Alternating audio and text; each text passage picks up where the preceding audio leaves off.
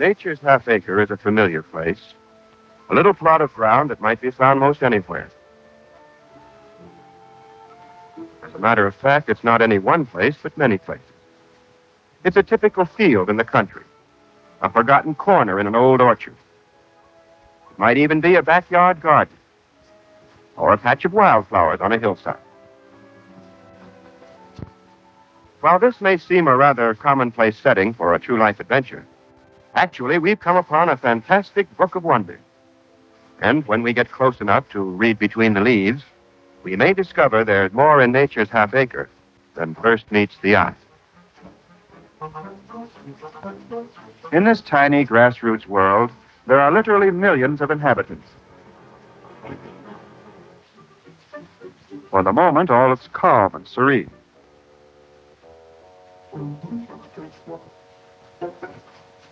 And yet, there is violence here, sudden death. Nature is concerned not with the individual, but with the preservation of the species. And so, some must die that others may live. In this way, she keeps her world in balance and makes it a place of order and beauty. At this time of year, beauty is everywhere. Beauty to fill the eye and please the ear. For now, all the sounds of the outdoors lift and blend to become a symphony of spring.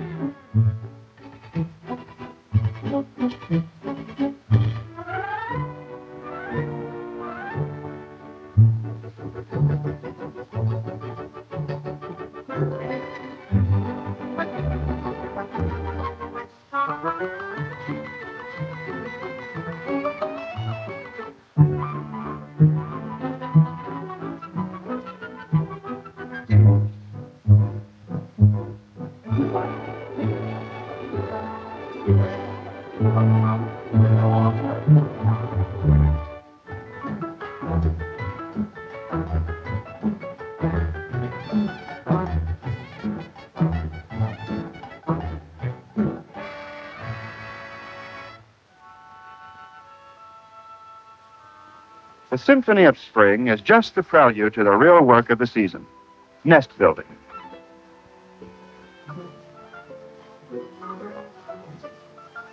Mrs. Robin, one of the first to begin, builds a plain, homey nest. but what it lacks in appearance, it more than makes up for in size. The hummingbird balances her tiny apartment upon a single twig, and for the artistic touch, adds a soft lining of down.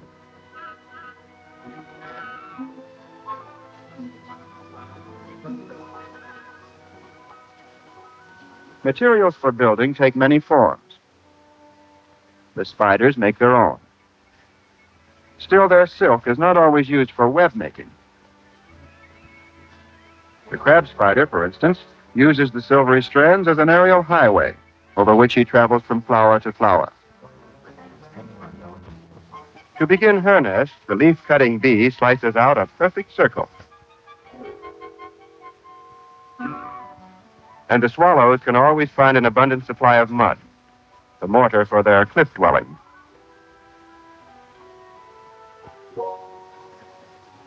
But if the birds build a strange assortment of nests, some creatures have no nests at all. The sawfly, for instance, bores a deep hole in a tree, and there she deposits her eggs. To this purpose, she's equipped with a curious drill that can penetrate even the hardest of woods. Later, her cousin happens along, a parasite, and she lays her eggs in the same nest.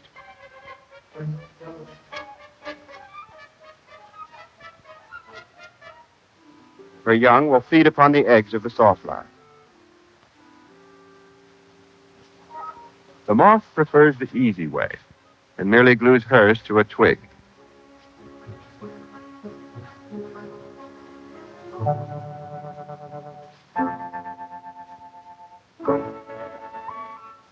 In due time, the new families begin to appear. The caterpillars are born hungry and begin life by dining on their own eggshell. There are caterpillars of every kind and color, but they all have one thing in common, an insatiable appetite. When this destructive force is turned loose in nature's half-acre, nature's balance is threatened. For if left unchecked, the caterpillars would soon reduce this leafy paradise to a place of desolation.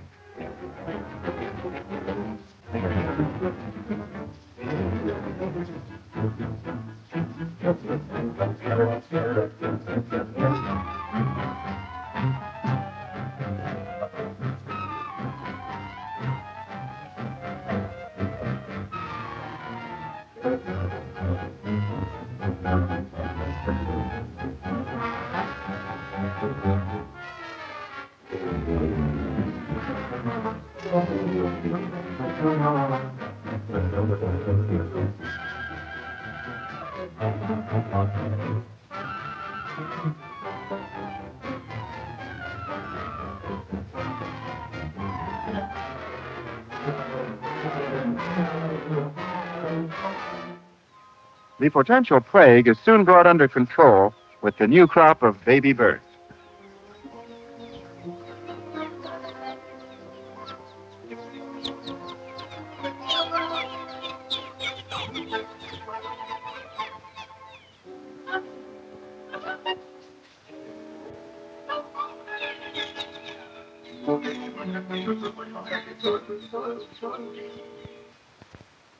A baby bird is all beak and appetite, a bottomless pit, which mother and father together find it quite impossible to fill. The grosbeaks patiently tenderize a caterpillar before giving it to their young.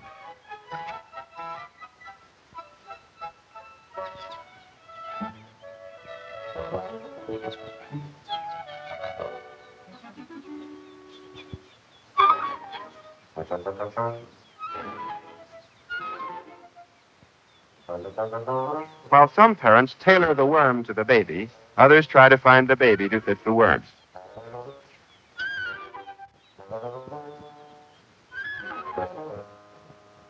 And sometimes it's catch as catch can, with winner take all. The youngsters aren't all raised on the same diet, however. Some families specialize in dragonflies.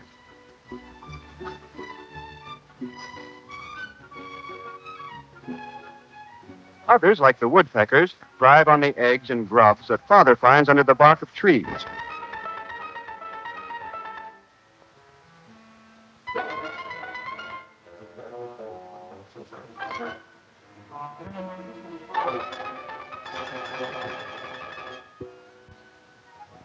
The mother hummingbird feeds her babies a sort of infant formula, a mixture containing nectar and pollen, which she literally pumps into them.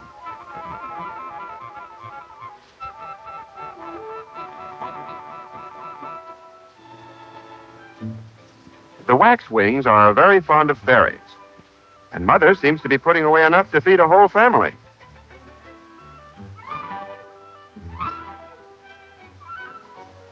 And that's exactly what she does.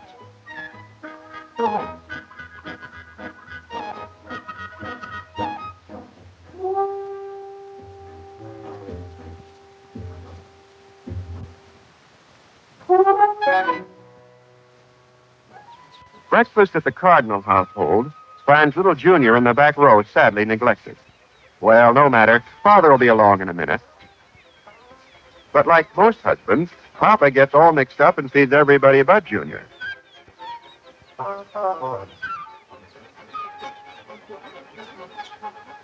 Junior squawks his head off, but to no avail.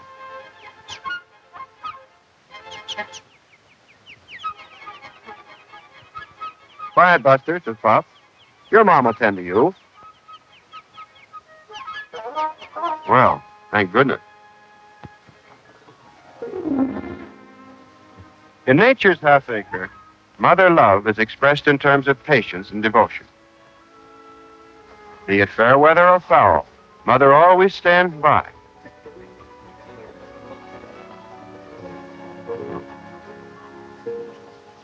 All but the cowbird.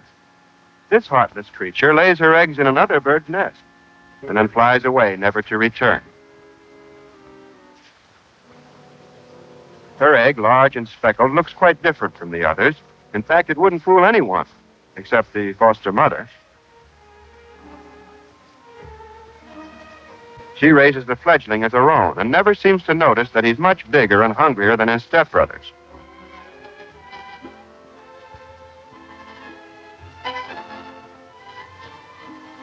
To show his gratitude, the cowbird pushes the others out of the nest, one by one, until eventually he alone is left. It seems a mother just can't sit still a minute these days, for even as fledglings, the young birds continue to demand attention.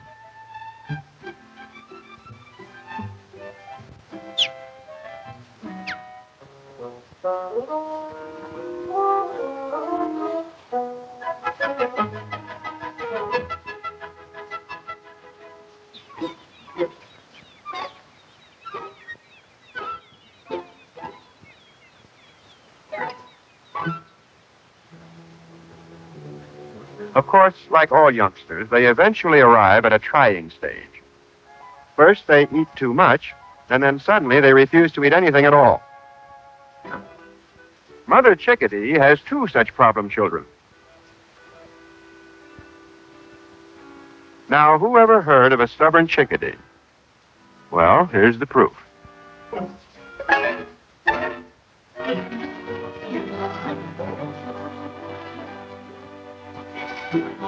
When summer comes to nature's half-acre, the hectic activity begun in spring never diminishes.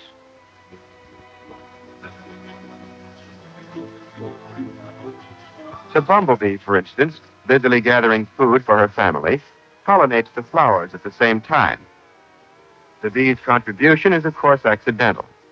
And yet, without this exchange of pollen, the flowers couldn't exist.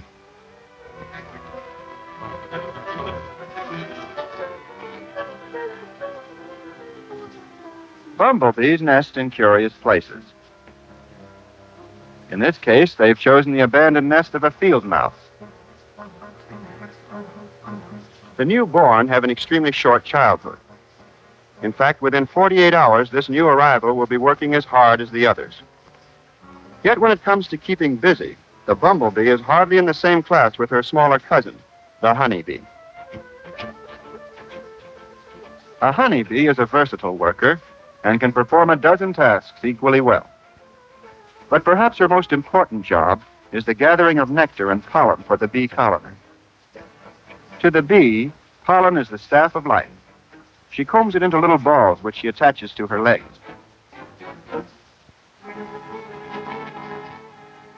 Whenever a bee discovers a new supply of pollen, she hurries home to tell the others.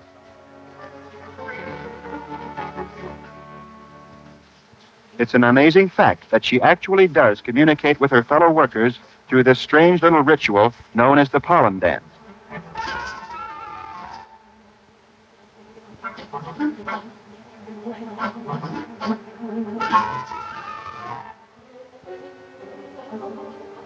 She also makes known the exact location of the pollen crop. At once, the workers make a beeline for the fields to reap the golden harvest.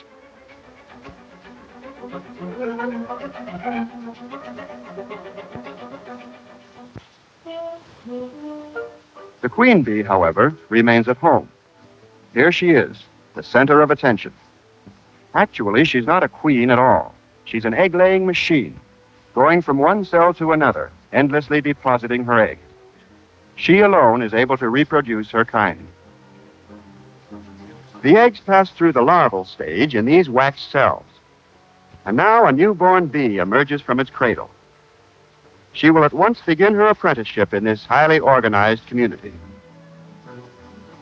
One of the apprentice's first assignments is that of waxmaker, and she helps build the new cells in which the honey will be stored.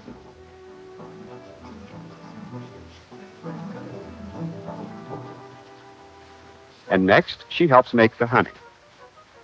The apprentice bee receives the nectar brought in by the field bees, and then combines it with a natural chemical inside her body, converting it to honey. This she pipes through her hollow tongue into the storage cell.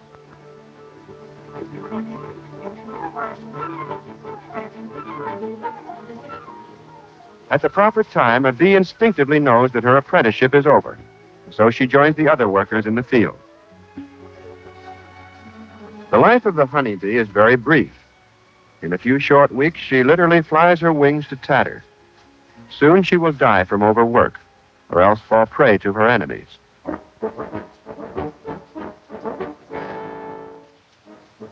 The trap is strong, the bee exhausted, and the spider very deft as he packages his visitor for a future meal.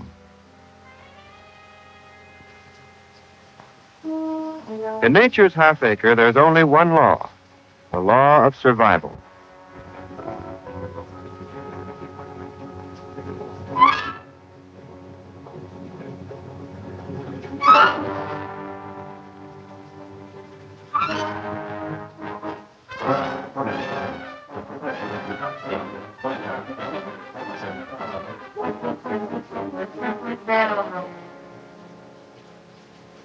And if the spider wins one battle, he may lose the next. For his natural enemy is the mud dauber, a wasp that constructs a curious chamber. She'll make many trips to the mud bank before it's finished. Strangely, this will be both the birthplace for her young and the burial place for her enemies. Here she will lay her eggs. And here she will store the spiders she has paralyzed with her sting. The spiders do not die, but remain in a state of suspended animation until they become fresh food for the newborn young.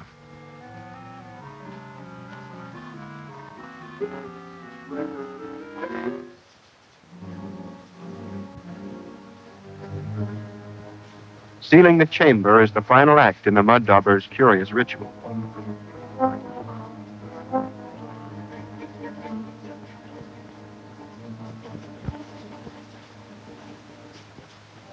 There are secret places in nature's half-acre where beauty is an invitation to disaster.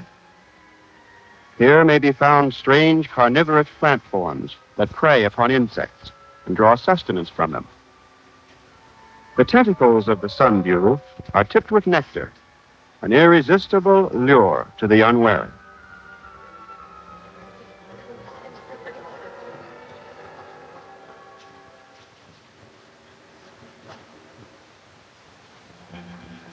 The Venus flytrap operates with deadly precision.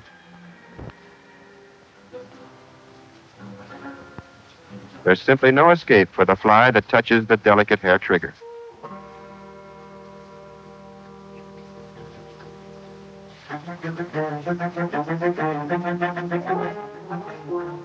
In the continuing struggle for existence, numbers will sometimes offset a difference in size. There is, for example, a strange little fellow called an ant lion. He would never attack the ants in a body. Instead, he builds an ingenious sand trap to snare the stragglers. He digs a crater in the sand and buries himself at the bottom. If an ant blunders in, he rarely gets out. For the ant lion keeps digging away, pulling the ground from under his victim's feet until he tumbles to his death.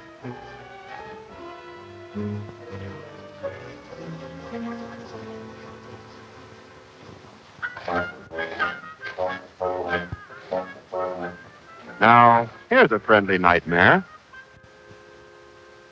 Of all the insect exterminators, there's none to equal the praying mantis. He'll eat anything.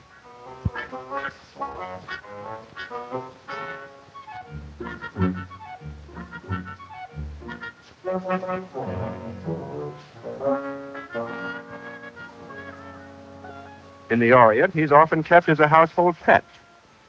For despite his menacing looks, he's really quite harmless.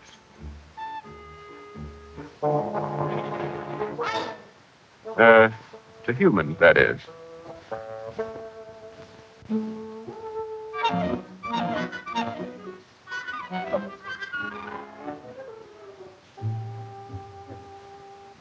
He's debonair and devil-may-care, and fears nothing. Not even the deadly black widow spider. Oddly enough, he's his own worst enemy, for nature has also endowed him with a special taste for his own kind.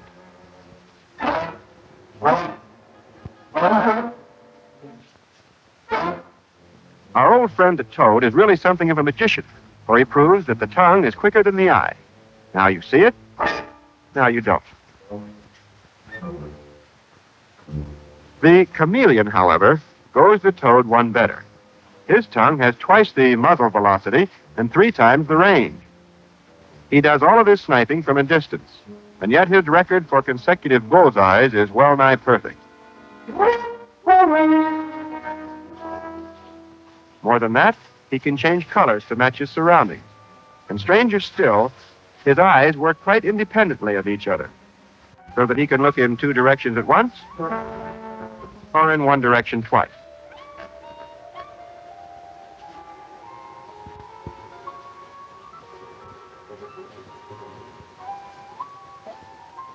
Everything catches his eye. And so, the chameleon catches everything.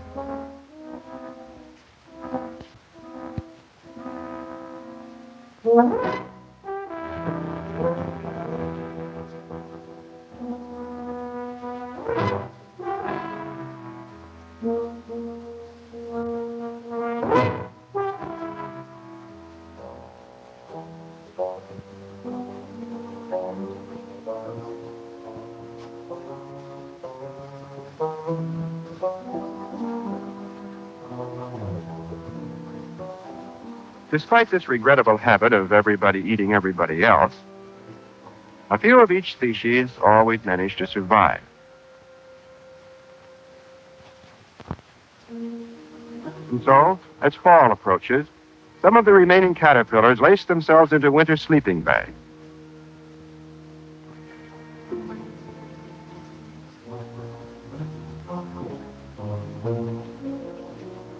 Others spin themselves a bower of silvery silk for their long winter sleep.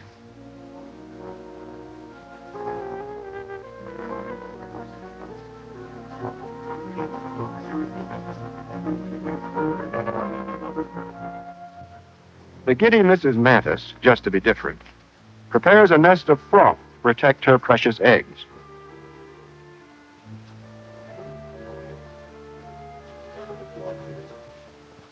But she's not as silly as she seems, for the fragile substance will soon harden to the toughness of a walnut.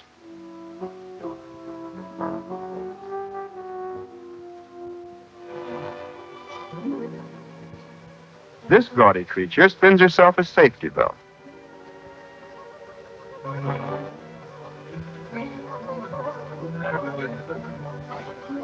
And, firmly attached to a twig, she proceeds to solve a problem that has plagued all females ever since the corset was invented.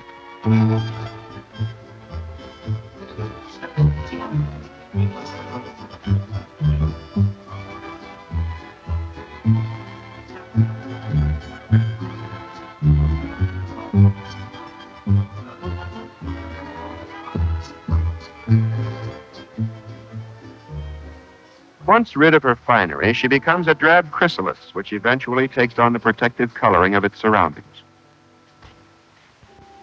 In nature's half-acre, the turning leaves foretell the coming of winter. At this season, she touches her world with strange patterns and unexpected designs. A tiny waterfall becomes a silver fan. A bit of foam, a gaily decorated cake. And even the poorest bush, a fantasy in crystal.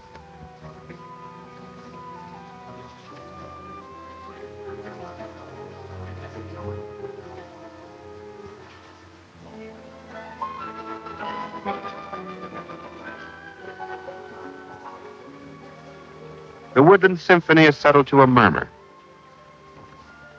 Even the running stream will soon be stilled. With the first snowfall, the long silence closes in. And now the tide of life sinks to its lowest ebb.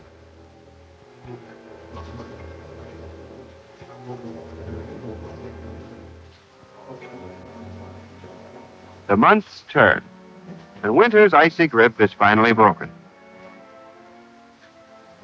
The trees stand bare and lifeless against the sky. And yet, this is the time when nature stages her most impressive spectacle, the reawakening of life.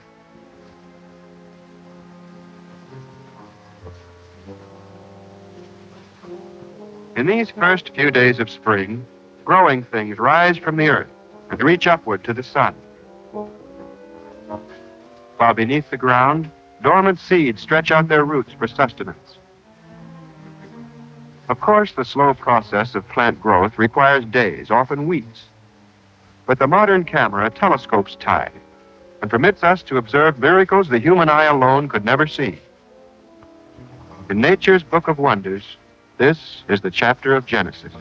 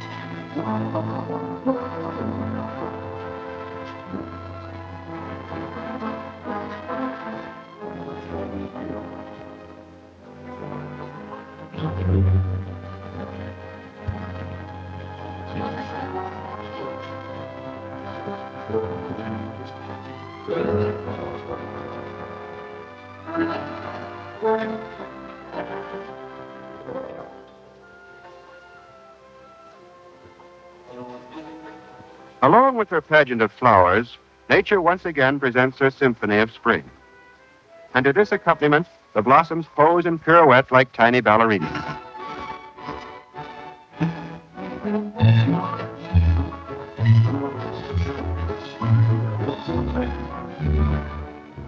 And even as beauty springs from the drab buds, so the gorgeous butterfly emerges from its ugly chrysalis.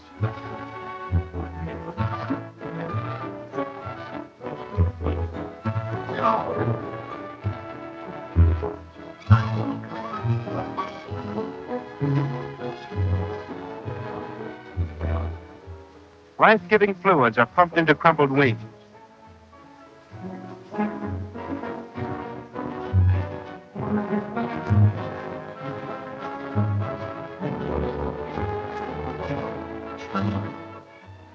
In the warm sunshine, the wings dry, colors brighten, and at last the wondrous change is complete.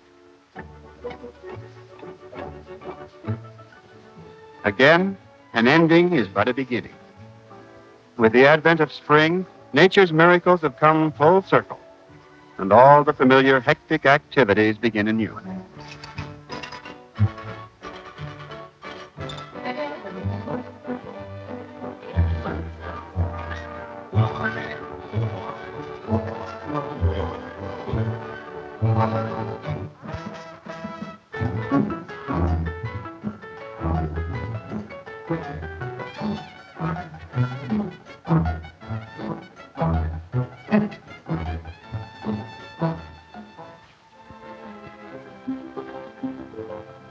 Nature has fulfilled her promise. Each of her species has survived.